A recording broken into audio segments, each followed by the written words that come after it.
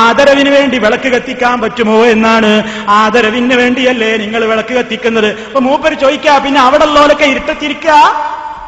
മാത്രല്ല മൂപ്പര് പറഞ്ഞ് അവിടെ വിളക്ക് കത്തിക്കാൻ ഉദ്യോഗസ്ഥന്മാരെ വരെ ഏർപ്പാട് ചെയ്തിട്ടുണ്ട്. അപ്പൊ എന്താ, അവിടുത്തെ ലൈറ്റ് സ്വിച്ച് ഇടാനേ, മദീനത്തെ പള്ളിയിൽ സ്വിച്ച് ഇടാൻ അവിടെ ജോലിക്കാരുണ്ടല്ലോ. അപ്പൊ അവിടെ വിളക്ക് കത്തിക്കാൻ ഉദ്യോഗസ്ഥന്മാരെ വരെ ഏൽപ്പിച്ചിട്ടുണ്ട് എന്നാ മൂപ്പര് പറയുന്നത്. എന്തിനാണ് ഈ വഞ്ചന? അല്ലാഹുവിന്റെ റസൂലിന്റെ ഖബറിൽ ഇങ്ങനെ വിളക്ക് കത്തിക്കുന്നുണ്ടോ? നിങ്ങൾ ഇന്ന് എത്ര സ്ഥലത്ത് വിളക്കുകൾ കത്തിക്കുന്നുണ്ട്?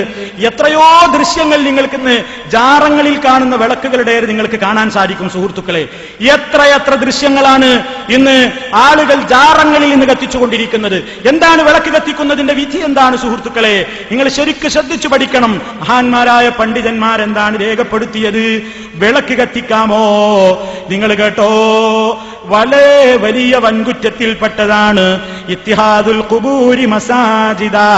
സവാജിറിൽ നമുക്ക് കാണാം, ഇബ്നു ഹജറുൽ ഹൈതമിയുടെ സവാജിറിൽ കാണാം, അൽ കബീറത്തു സാലിസത്തു വത്തിസ്ഊൻ, 93ാമത്തെ വൻപാപമായിട്ടുണ്ടെന്നു ഇത്തിഹാദുൽ ഖുബൂരി മസാജിദ, ഖബറുകളെ ആരാധനാ സ്ഥലങ്ങളാക്കി മാറ്റൽ. വൈഖാദുസ് സുറുജി അലൈഹാ, അതിന്മേൽ വിളക്ക് കൊളുത്തൽ. വത്തിഹാദുഹാ ഉസാനാ, അവയെ ബിംബങ്ങളായി സ്വീകരിക്കൽ. വത്തവാഫു ബിഹാ, അവയെ തവാഫ് ചെയ്യലും. വസ്തിലാമുഹാ, അവയെ വന്ദിക്കലുമൊക്കെ വൻപാപങ്ങളിൽ പെട്ടതാണെന്ന് രേഖപ്പെടുത്തപ്പെട്ടിട്ടില്ലേ? അത് ശപിക്കപ്പെടുന്ന ഏർപ്പാടല്ലേ? ആദരവിന് വേണ്ടി മക്ബറകളിൽ വിളക്ക് കത്തിക്കുന്ന സമ്പ്രദായം അത് പാടില്ലാത്തതാണ്.